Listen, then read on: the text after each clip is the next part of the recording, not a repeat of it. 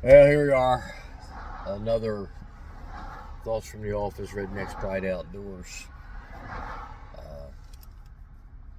I tell you what, this year alone, in the last 3 weeks or so,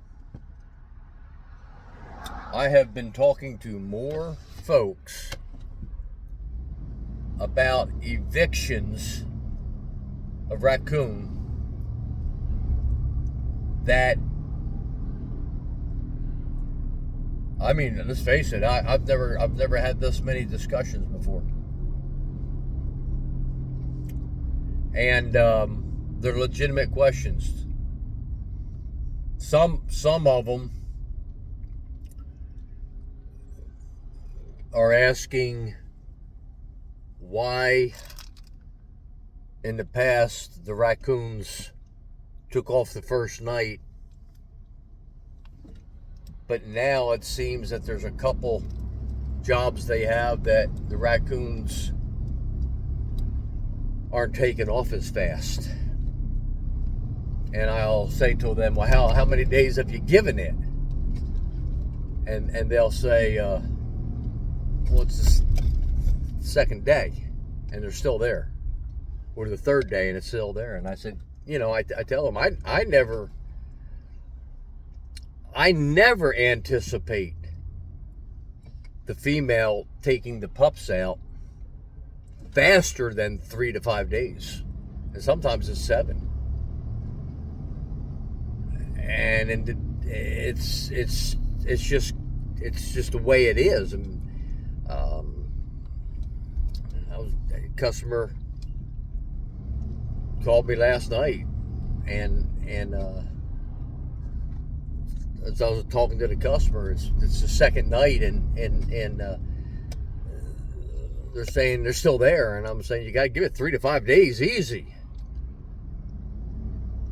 And this morning they called and said, yeah, the chattering went away last night. We just heard her come back this morning at 6 o'clock, but there's no more chattering going on. Okay, so we're good. After, the third night, she's looks like she's got them going. All right. And a lot of our anxiety comes from not understanding habits and behaviors.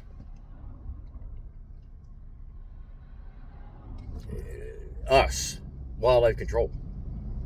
We have got to be able to understand the habits and behaviors so we can convey that to our customers to keep them calm, because they're not going to be calm.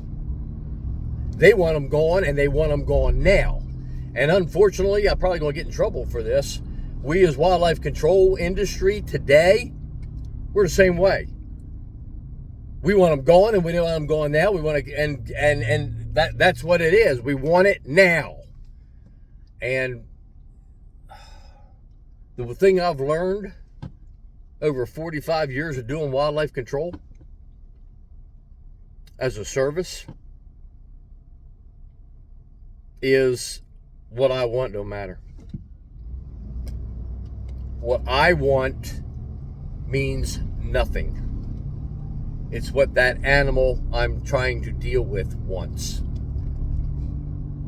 That's hard for us to understand that. That's really, really hard for us to understand that, because we want it done now.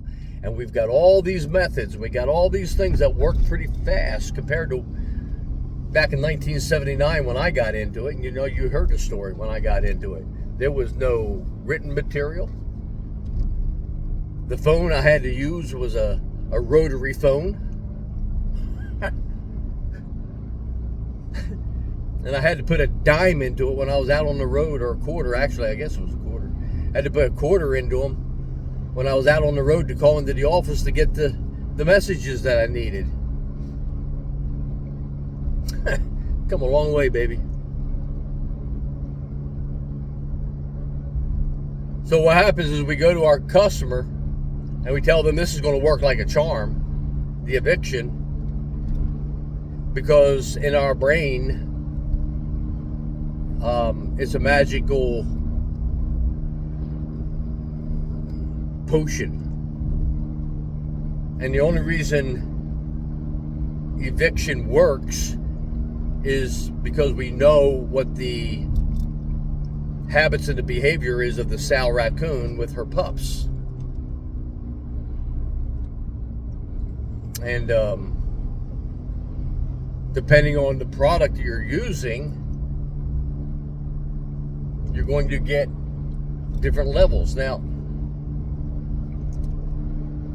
my Coon Be Gone obviously has coon parts in it. Yes, absolutely. But I've got other things in there too, because one of the things that I've noticed years ago is I would put an eviction product in that spot, and the raccoon would literally just pick it up and carry it out and drop it somewhere and go back into her pups. So I had to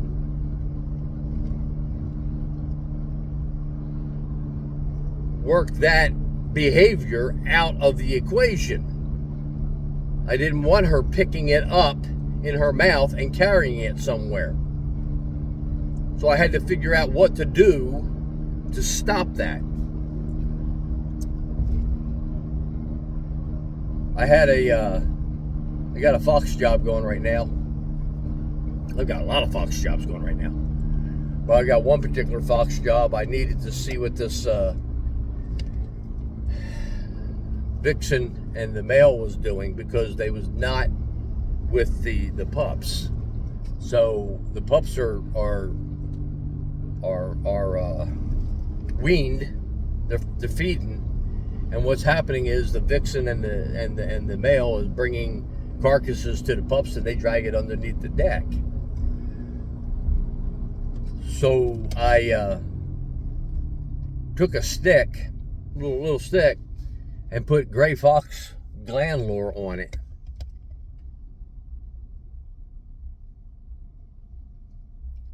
So I wanted the vixen on my video camera more, in other words.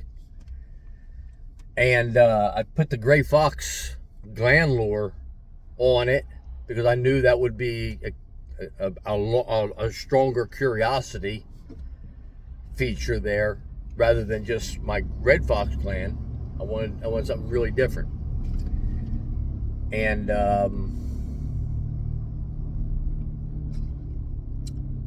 she came by, smelled the little stick about that big, picked it up and ran off with it. Why? She didn't want it there. She didn't want it around her pups.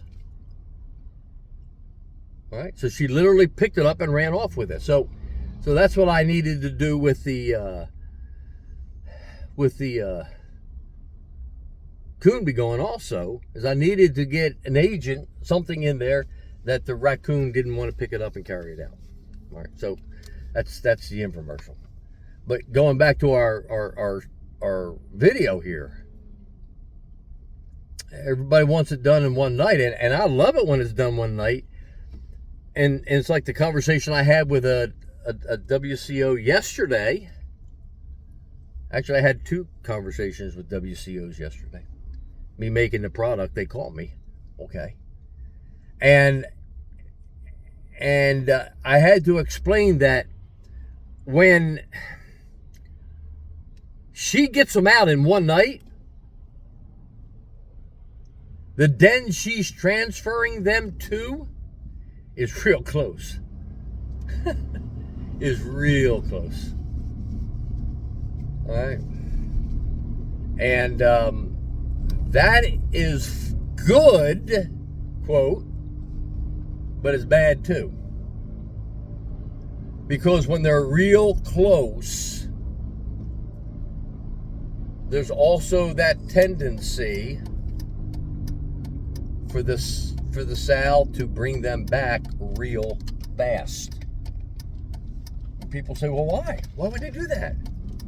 Well, there's a couple reasons for that. I got a job right now. All my jobs that I've done it on, every one of them that I've done it on right now, has had her move them out between 1 and 5 days. Every job. The problem I have is this. I have one job where she immediately moved them out within the first night. And 10 days later, because the repairs wasn't done, because the people who own the house have carpenters who was going to do the repairs, because the repairs wasn't done, she came back. And now I'm beating my head against the wall with her on this other portion of it, to where I put so much pressure on her, she may have abandoned the pups.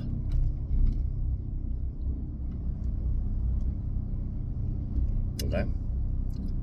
And this is stuff that you've got to understand what may happen. All right, so now I'm going to have to go in after those pups tomorrow if the lady still hears them, and we're not seeing or hearing the female raccoon. She might have got hit by a car too, or something like that. We don't know that, but we do know this: the pups are there and she's not, and she brought them back. And why I was having such a hard time is this, and let me just say it this way: how many times do you think a raccoon, female raccoon, comes in contact with another male raccoon during the course of a night out there in the open? Probably, who knows how many times, all night, probably dozens of times. How many times does a female raccoon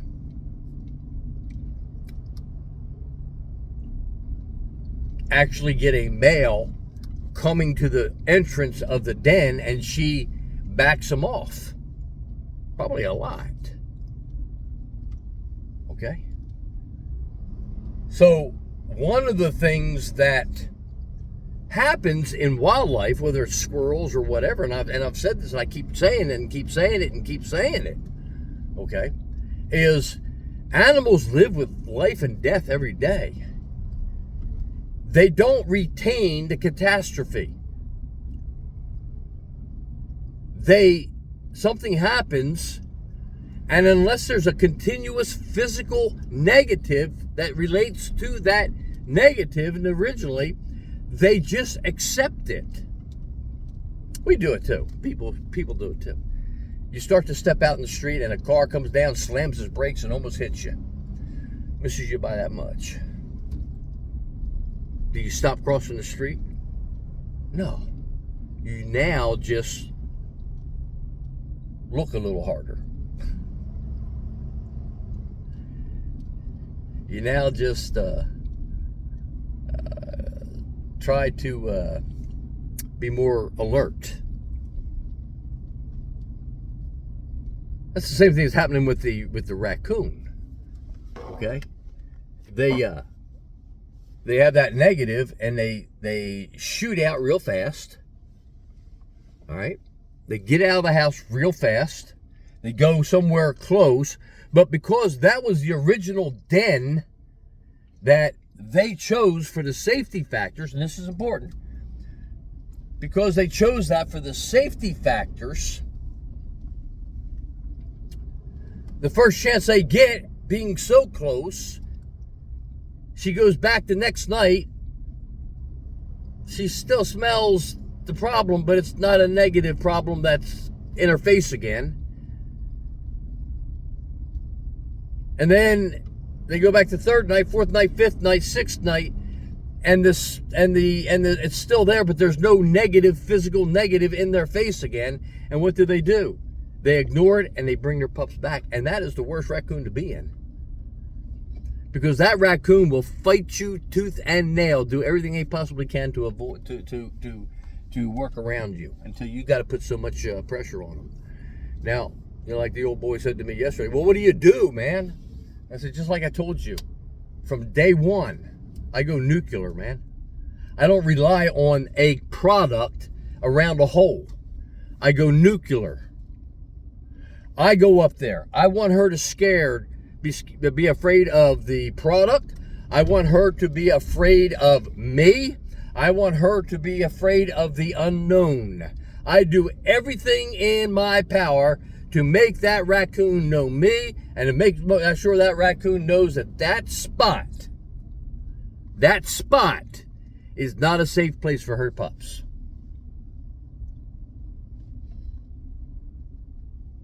Well, that's not why I bought the product, Jonesy. Well, you bought the product wrong. Like I told my customer last night. He said, how many days do you go without coming here? And I said, as long as that raccoon is there, I am there every day doing something different, making sure she knows I'm still there. Making sure she knows this is not going away.